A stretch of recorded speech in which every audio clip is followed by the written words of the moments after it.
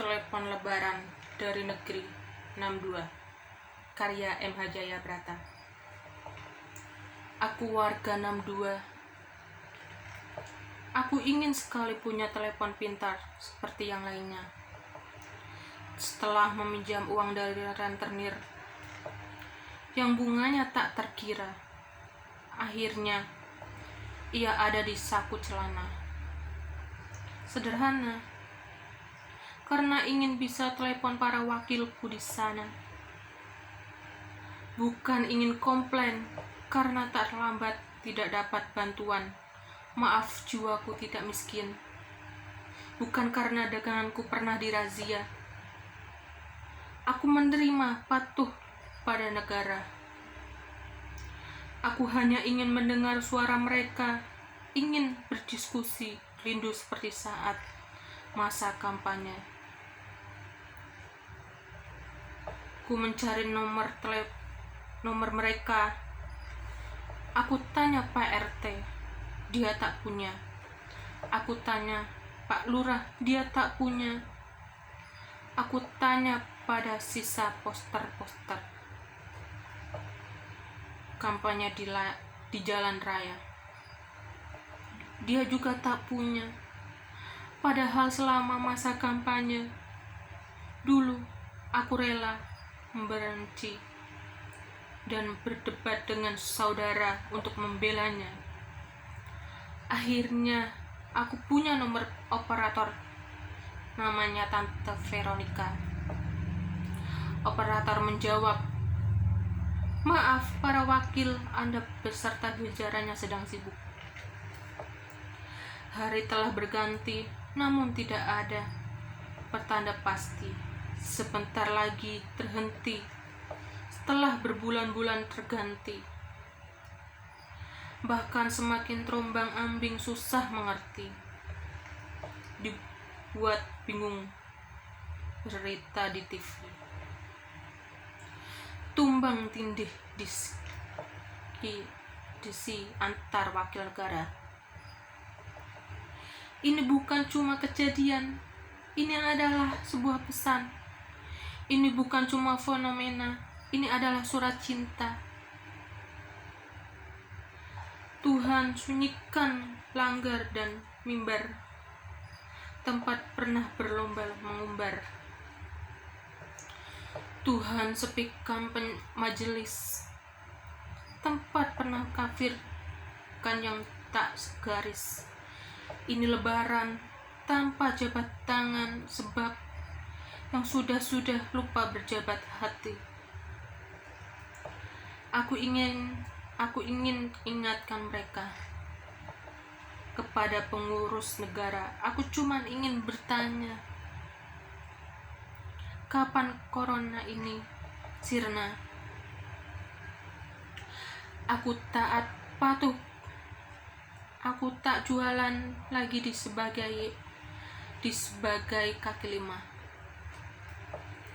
Tak seperti yang punya modal-modal besar yang mengundang orang berdesakan berbelanja. Sebab di hari lebaran ini, aku tak bisa berdesak-desakan seperti penerima bantuan lainnya di toko,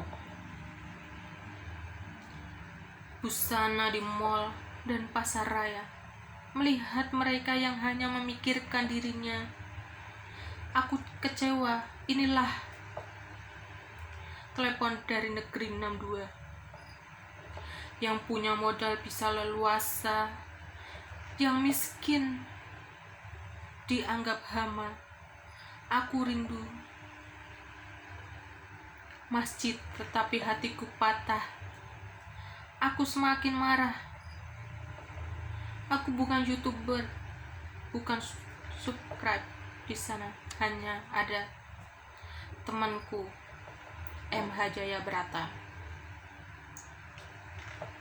Dengan konten tidak lakunya, aku buka Google, di sana hanya ada berita artis yang giveaway ratusan juta, pamer kekayaan. Aku nyalakan TV, hanya ada berita artis dengan kawin cerainya.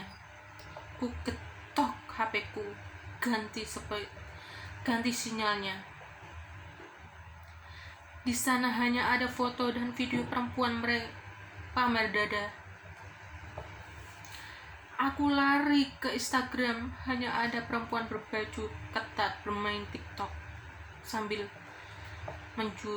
menjulurkan lidahnya. Aduh, ya Robbana.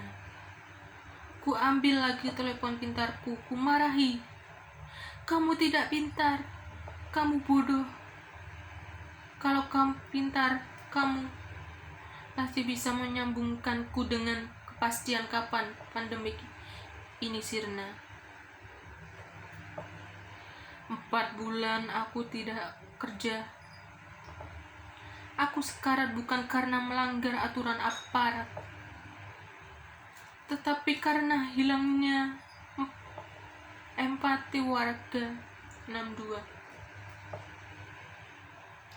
Mereka sibuk berbelanja, masih mengerutu. Tiba-tiba sebuah panggilan telepon tiba-tiba berdering. Ku angkat dan ku jawab.